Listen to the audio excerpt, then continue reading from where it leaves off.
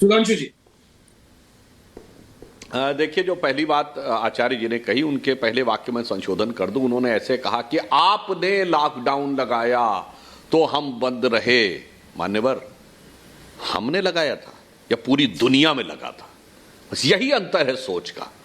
ऐसा प्रोजेक्ट किया जाता है जैसे मोदी सरकार ने, सोचिए कितना हाय हाय मचाई थी इन लोगों ने कि लॉकडाउन लगा था। अरे लॉकडाउन पूरी दुनिया में लग गया था, हालत कितनी भयावह थी। परंतु अफसोस की बात है कि हर चीज के ऊपर राजनीति करना सर्वथा अनुचित है। हम याद दिलाना चाहते हैं, पहले लॉकडाउन पे हुआ था, फिर 15 अगस्त 2020 को जब प्रधानमंत्री जी ने यह घोषणा की थी कि संभावना है कि अगले वर्ष की शुरुआत तक, यानी जनवरी 2021-22 तक आते आते 21 या फरवरी तक हम लोग वैक्सीन बना लेंगे। अरे साहब, उसके बाद आपने देखा था तुरंत ये सारे के सारे लोग सेलुलर माइक्रोबायोलॉजी के एक्सपर्ट हो गए। इतनी जल्दी वैक्सीन कैसे बन सकती है? ये तो 6 महीने में नहीं बन सकती, उसका तो ट्रायल का पीरियड 1 साल होगा, 1.5 साल होगा, 2 साल होगा। और आपने देखा भारत ने नहीं, कम से कम 6-7 देशों ने वैक्सीन बनाई।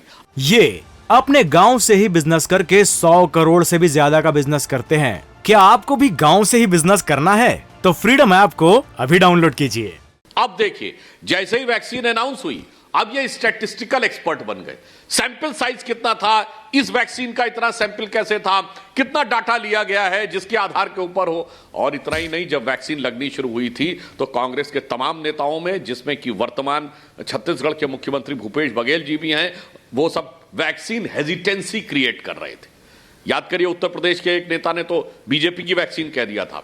यदि वैक्सीन हेजिटेंसी जनवरी में नहीं क्रिएट की गई होती तो हो सकता है कि अप्रैल में जो दूसरी लहर आई थी, अप्रैल और मई में, वो उतनी भयावह नहीं होती। इसलिए हम ये कह रहे हैं कि स्वास्थ्य की चीजों के ऊपर ध्यान रखने की आवश्यकता है। दूसरी बात जो आचार्य जी ने कही कि भाई नॉर्मल गैदरिंग पे, पर आपको पता है, वो आपकी बात सही है, परंतु आपको पता है कि ये जो फैलता है कोरोना, ये ट्रेवलिंग से ज्यादा फैलता है। इसलिए जब चेकिंग होती थी तो एयरपोर्ट्स पे होती थी, बाहर से अंदर आने पे रहता था। और आप तो पूरे भारत में एक क्षेत्र से दूसरे क्षेत्र, एक शहर से दूसरे शहर चलते हुए जा रहे हैं।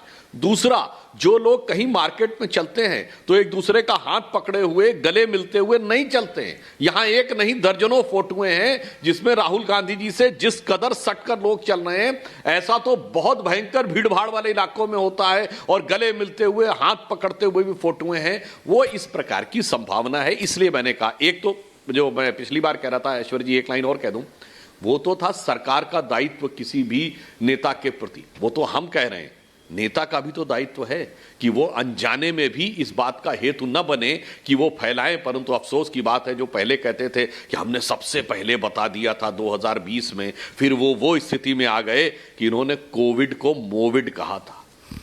किसी ने, दुनिया ने चीन की आलोचना की।